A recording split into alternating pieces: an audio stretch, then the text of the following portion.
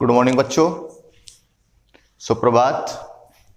आज 11th class में आप लोगों का जो पाठ है वो पाठ नंबर 3 तत्वों का वर्गीकरण व गुणों में आवर्तिता की हम चर्चा करेंगे।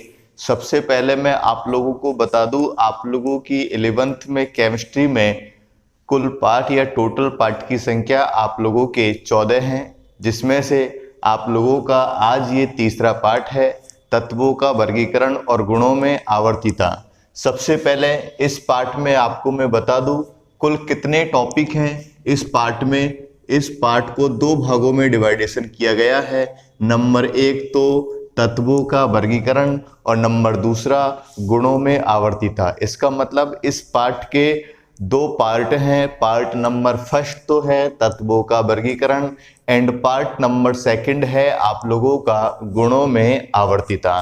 तो पहला पार्ट हम पढ़ रहे हैं तत्वों का वर्गीकरण, और सबसे पहला क्वेश्चन यही आता है कि वर्गीकरण की आवश्यकता क्यों हुई, ऐसा क्या कारण था जिसके कारण वर्गीकरण की आवश्यकता हुई।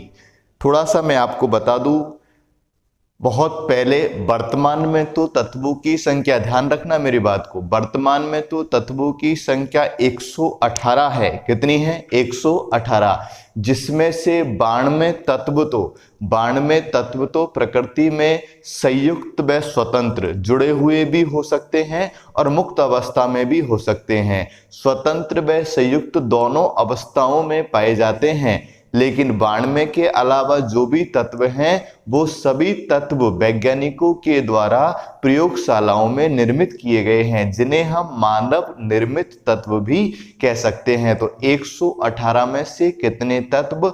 92 तत्व तो प्रकृति में स्वतंत्र व संयुक्त अवस्था में उपस्थित होते हैं और शेष तत्वों का निर्माण मानवों के द्वारा प्रयोगशाला में किया गया है। पहले, वर्तमान से पहले ज्ञात तत्वों की संख्या बहुत न्यून थी। न्यून होने के कारण उन्हें आसानी से वर्गीकृत किया जा सकता था। कम तत्व थे तो कम तत्व होने के कारण उनका अध्ययन भी किया जा सकता था, उनका वर्णन भी किया जा सकता था। लेकिन जैसे जैसे तत्वों की संख्या, ज्ञात तत्वों की संख्या खोजे जाने वाले तत्वों की संख्या में लगातार वृद्धि हुई, तो वैज्ञानिकों को उनके अध्ययन के लिए वर्गीकरण की क्या हुई बेटा? आवश्यकता। क्लियर होगी बात सबके? तो जैसे जैसे खोजे जाने वाले तत्वों की संख्या में वृद्धि हुई तो उनके वर्गीकरण की क्या हुई बेटा? आवश्यकता हुई। तो वर्गीकरण की आवश्यकता क्यों हुई? वर्गीकरण की आवश्यकता हुई तत्वों के, लिख रहा हूं मैं, तत्वों के सुव्यवस्थित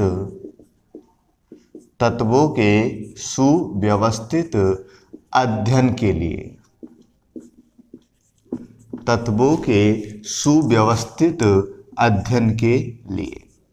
इसलिए तत्वों के वर्गीकरण की क्या हुई बेटा? आवश्यकता, क्योंकि तत्वों का क्या करना था? सुव्यवस्थित अध्ययन। अब अध्ययन में किसका अध्ययन करना था? तत्वों के गुणों का। तत्वों के गुणों का। तो तत्वों के गुणों का सुव्यवस्थित अध्ययन करने के लिए तत्वों के वर्गीकरण की क्या हुई बेटा? आवश्यकता हुई। ऐसा क्यों? क्योंकि, यहां लिख देता हूं मैं सब कुछ, क्योंकि खोजे जाने वाले तत्वों की संख्या में, क्योंकि खोजे जाने वाले तत्वों की संख्या में, तत्वों की संख्या में वृद्धि होने लगी। वृद्धि होने लगी। जब खोजे जाने वाले तत्वों की संख्या में वृद्धि होने लगी तो उनका सुव्यवस्थित अध्ययन करने के लिए, उनका भी किनका? गुणों का सुव्यवस्थित अध्ययन करने के लिए तत्वों के वर्गीकरण की आवश्यकता हुई। पहला पॉइंट आप लोगों की क्लियर हो जाना चाहिए। कोई आप लोगों से क्वेश्चन पूछे तत्वों के वर्गीकरण की आवश्यकता क्यों हुई, तो आप लोग कहेंगे कि सर खोजे जाने वाले तत्वों की संख्या में वृद्धि हुई। वृद्धि होने के कारण उन तत्वों के गुणों का सुव्यवस्थित अध्ययन करने के लिए तत्वों के वर्गीकरण की क्या हुई? आवश्यकता हुई। नेक्स्ट पॉइंट की मैं बात करना चाहूं तो लिख देता हूं, वर्तमान में वर्तमान में ज्ञात तत्वों की संख्या, वर्तमान में ज्ञात तत्वों की संख्या 118 है, जिसमें से 92 तत्व प्रकृति में स्वतंत्र व मुक्त अवस्था में उपस्थित होते हैं, स्वतंत्र व मुक्त अवस्था में उपस्थित होते हैं एवं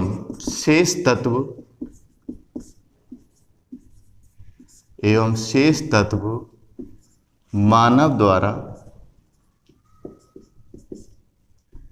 प्रयोगशाला में निर्मित है, मानव द्वारा प्रयोगशाला में निर्मित है। ये 2 पॉइंट आप लोगों को ध्यान रखने। पहली तो आप लोगों की परिभाषा हो गई, तत्वों के गुणों का सुव्यवस्थित अध्ययन करने के लिए तत्वों के वर्गीकरण की क्या हुई बेटा, आवश्यकता हुई। वर्तमान में ज्ञात तत्वों की संख्या कितनी है कि साहब, वर्तमान में ज्ञात तत्वों की संख्या 118 है, जिसमें से 92 तत्व तो आप लोगों के प्रकृति में स्वतंत्र में मुक्त अवस्था में उपस्थित होते हैं और शेष तत्व मानव द्वारा प्रयोगशाला में क्या होते हैं बेटा, निर्मित होते हैं। उसके बाद वर्गीकरण में नेक्स्ट पॉइंट, तत्वों का बता रहा हूं मैं आप लोगों को, तत्वों का सुव्यवस्थित वर्गीकरण, ये पहले बता रहा हूं मैं आपको, तत्वों का सुव्यवस्थित वर्गीकरण मेंडलीफ नामक वैज्ञानिक ने किया। अभी मेंडलीफ की जब चर्चा करेंगे तो इसका पूरा नाम लिखेंगे। तत्वों का सुव्यवस्थित वर्गीकरण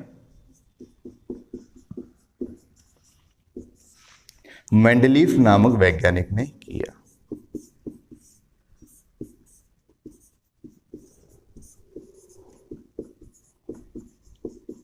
वैज्ञानिक ने किया। ये आप लोगों के सामान्य चर्चा में 3 पॉइंट हो गए, परिभाषा, ज्ञात तत्वों की संख्या, और क्वेश्चन पूछ लेता है तत्वों का सुव्यवस्थित वर्गीकरण किसने किया, मेंडलीफ नामक वैज्ञानिक। नेक्स्ट पॉइंट की हम चर्चा करेंगे, आवर्त सारणी की उत्पत्ति। अच्छा क्वेश्चन है, ध्यान रखना इस पॉइंट को आप लोग।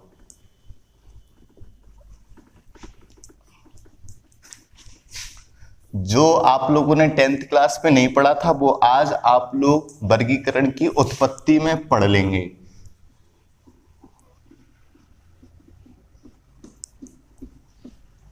नेक्स्ट पॉइंट है आप लोगों का आवर्त सारणी की उत्पत्ति।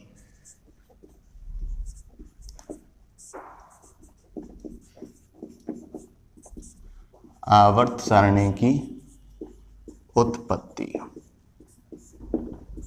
क्लियर। अब पहला क्वेश्चन तो आप लोगों का यही बन जाता है कि सर अभी तक तो हमने चर्चा करी थी वर्गीकरण की, यहां ये आवर्त सारणी क्या आ गई, व्हाट इज दिस आवर्त सारणी, what is this periodic table, क्या है ये आवर्त सारणी। तो मैं आप लोगों को बता दूं, तत्वों का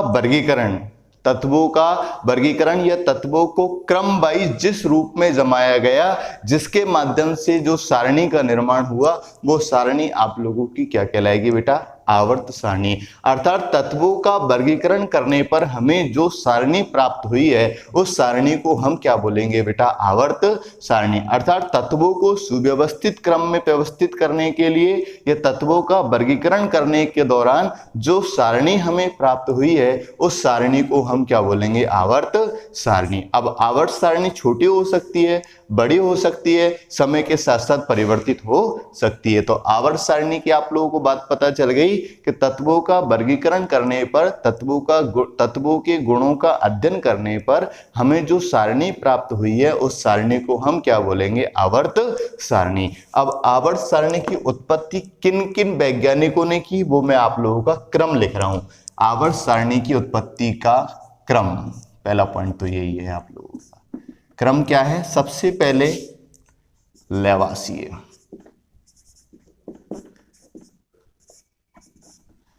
लेवासिए के बाद आप लोगों का जो था वो था प्राउट। प्राउट की परिकल्पना। उसके बाद नंबर 3 पे जो है वो है डॉवे राइनर। डॉवे राइनर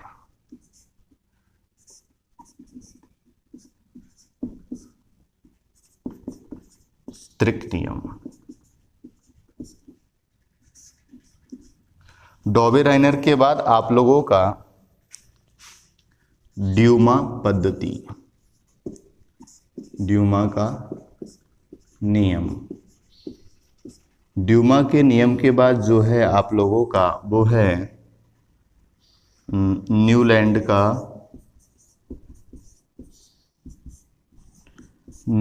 का अष्टक नियम। न्यूलैंड के अष्टक नियम के बाद मेंडलीफ की आवर्त सारणी, मेंडलीफ की आवर्त सारणी। मेंडलीफ की आवर्त सारणी के बाद तो आपको पता ही है हेनरी मोजेले की दीर्घ आवर्त सारणी, दीर्घ आवर्त सारणी। नए सिलेबस में तो आप लोगों के यही दे रखा है और पुराने सिलेबस में आप लोगों का एक और है यहाँ पर, कहाँ पर, मेंडलीफ की आवर्त सारणी से पहले यहाँ पर पुराने सिलेबस में एक और दे रखा है, वो दे रखा लोथल मेयर का नियम। यहाँ एक और है, तो ध्यान दो आप लोग, ये आवर्त सारणी की उत्पत्ति का क्रम है, अर्थात आवर्त सारणी को सबसे पहले किसने विकसित किया, विकसित करने के बाद किसने इसका निर्माण किया और किसने इसको क्रम में बनाया। तो सबसे पहले मैं आपको बता दूं कि आवर्त सारणी की जो उत्पत्ति की थी वो सबसे पहले कौन से वैज्ञानिक ने की थी, लेवासिए ने। लेवासिए के बाद किसने की थी, प्राउट ने। प्राउट के बाद डॉवे राइनर आप लोगों ने पढ़ रखा है।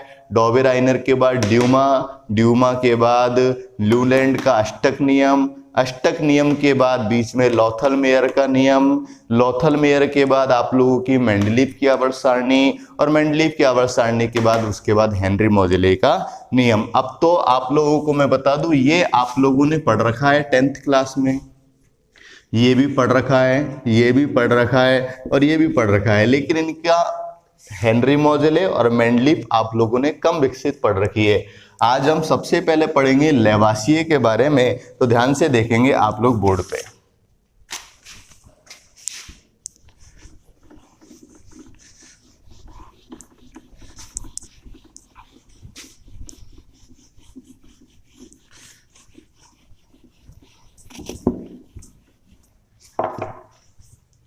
सबसे पहले नंबर 1 लेवासिए।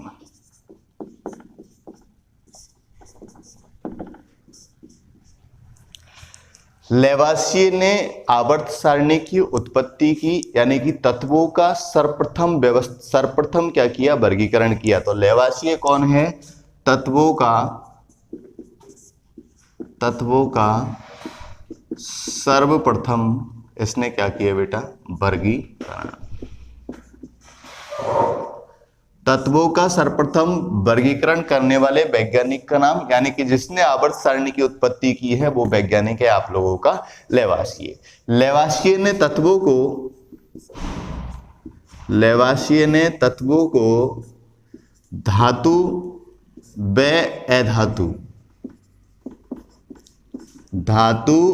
अधातु में क्या किया था बेटा, विभाजित किया था, विभाजित किया। सर्वप्रथम तत्वों को लेवासिए नामक वैज्ञानिक ने 2 ग्रुप में डिवाइडेशन कर दिया, 2 भागों में बांट दिया, जिसे हम धातु और क्या बोलेंगे, अधातु। ये लेवासिए का सबसे पहला वर्गीकरण था, किसके कारण, आवर्त सारणी में। अर्थात आवर्त सारणी की उत्पत्ति सबसे पहले किसने की थी बेटा, लेवासिए नामक वैज्ञानिक ने। क्लियर हो गई बात सबके। तो सर ये नियम आगे क्यों नहीं चला, तो मैं कहूंगा इस नियम का खंडन कर दिया गया, इस वर्गीकरण का खंडन कर दिया गया। क्यों कर दिया गया, क्योंकि जब नए तत्व खोजे गए तो उन नए तत्वों में धातु और अधातु दोनों के ही गुण पाए गए थे, इसलिए लेवासिए का वर्गीकरण अस्वीकार या अमान्य कर दिया गया। कारण क्या था? कारण अमान्य या अस्वीकार। क्या? यानी कि इसकी कमी मान के चले हम। क्या मान के चले बेटा? इसकी ये कमी या दोष। तो अमान्य अस्वीकार कर दिया गया क्योंकि नए खोजे गए तत्वों में धातु व अधातु दोनों के गुण उपस्थित थे। दोनों के गुण उपस्थित थे, अर्थात तत्वों का वर्गीकरण उसने दो भागों में किया, एक में धातु और एक में क्या व्यवस्थित किए? अधातु। लेकिन जब नए तत्व खोजे गए तो नए तत्वों के गुणों में पाया गया कि इन तत्वों में धातु और अधातु दोनों के गुण पाए जाते हैं। इसका मतलब तत्वों का वर्गीकरण धातु और अधातु के आधार पर नहीं किया जा सकता है। यह आवर्त सारणी की उत्पत्ति का आप लोगों का पहला क्रम हुआ लेवासिए का, जिसमें लेवासिए का सर्वप्रथम तत्वों का सर्वप्रथम वर्गीकरण किसने किया? लेवासिए ने किया। किसमें किया? तत्वों को धातु और अधातु में क्या किया? विभाजित किया। लेकिन इस नियम को असामान्य या अस्वीकार कर दिया गया। क्यों? क्योंकि नए खोजे गए तत्वों में धातु व अधातु दोनों के गुण क्या थे बेटा? आप लोगों के उपस्थित थे, इसलिए इस नियम को क्या कर दिया गया? अस्वीकार कर दिया गया। नेक्स्ट नियम की हम चर्चा करते हैं, नंबर 2।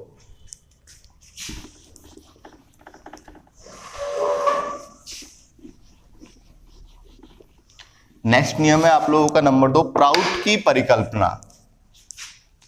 कम लोगों ने पढ़ा होगा, किसी ने पढ़ भी रखा होगा, वैसे 10th में कम है। प्राउट की परिकल्पना,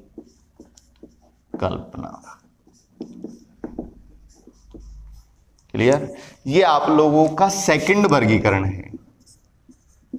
सेकंड वर्गीकरण।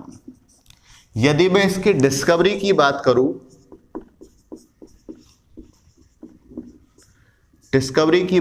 तो इसने सन 1815 में प्राउट ने अपनी परिकल्पना प्रस्तुत की थी। लेकिन आपको पता होना चाहिए 1815 से पहले सन 1808 में जॉन डाल्टन की परिकल्पना आई।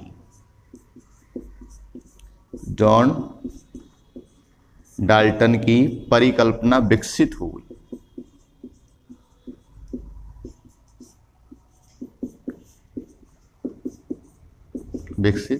थी। ध्यान रखना, ये टॉपिक आप लोगों को मैं बहुत गहराई से चल रहा है, तो थोड़ा सा ध्यान रखना। क्या? प्राउट की परिकल्पना आप लोगों का सेकंड वर्गीकरण था आवर्त सारणी की में उत्पत्ति का। पहला आप लोगों ने लेवासिए का पढ़ लिया, दूसरा प्राउट की परिकल्पना का। डिस्कवरी यानी इसकी खोज की बात करूं तो प्राउट ने अपनी परिकल्पना कब दी थी? सन 1815 में। लेकिन 1815 से पहले सन 1808 में जॉन डाल्टन की परिकल्पना क्या थी? विकसित। इसका मतलब प्राउट की परिकल्पना किस पर आधारित थी?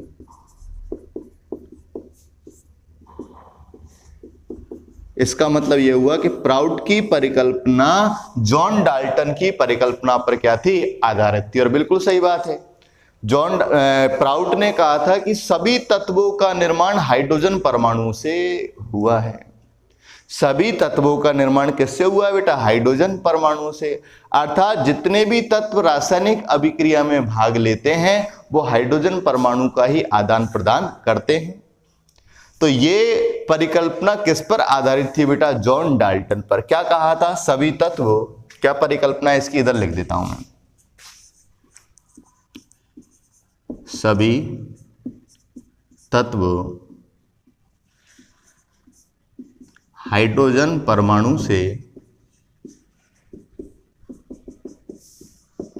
से मिलकर बने होते हैं।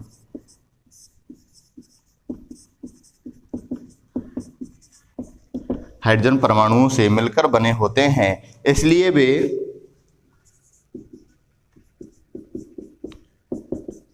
वे परमाणु भार, इंपॉर्टेंट शब्द है, इसलिए वे परमाणु भार से एक दूसरे से संबंधित होते हैं, एक दूसरे से संबंधित होते हैं।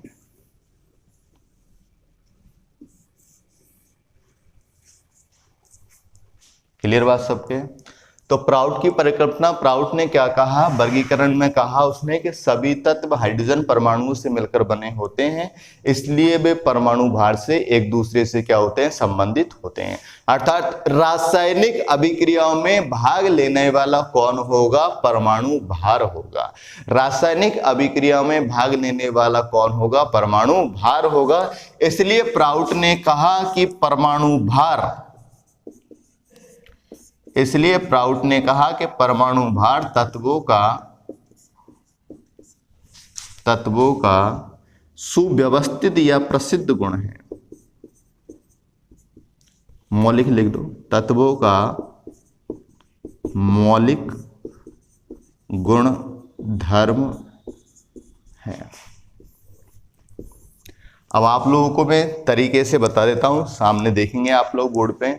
मैंने कहा प्राउड की परिकल्पना, प्राउड की परिकल्पना आप लोगों का सेकंड वर्गीकरण है। जब प्राउड ने अपनी परिकल्पना दी थी तो वो सन 1815 में दी थी, लेकिन उससे पहले सन 1808 में जॉन डाल्टन की परिकल्पना आ गई थी। इसका मतलब प्राउड की परिकल्पना किस पर आधारित थी, जॉन डाल्टन पर आधारित थी। प्राउड ने क्या कहा, प्राउड ने कहा था कि सभी तत्व हाइड्रोजन परमाणुओं से मिलकर बने होते हैं, इसलिए वे परमाणु भार से एक दूसरे से क्या होते हैं बेटा, संबंधित होते हैं, संबंधित होते हैं। इसलिए परमाणु भार तत्वों का क्या कहलाएगा, मौलिक गुणधर्म कहलाएगा। परमाणु भार तत्वों का क्या कहलाएगा, मौलिक गुण या मौलिक गुणधर्म कहलाएगा। अर्थात प्राउड की परिकल्पना का आधार, प्राउड की परिकल्पना का आधार था, वो था परमाणु भार।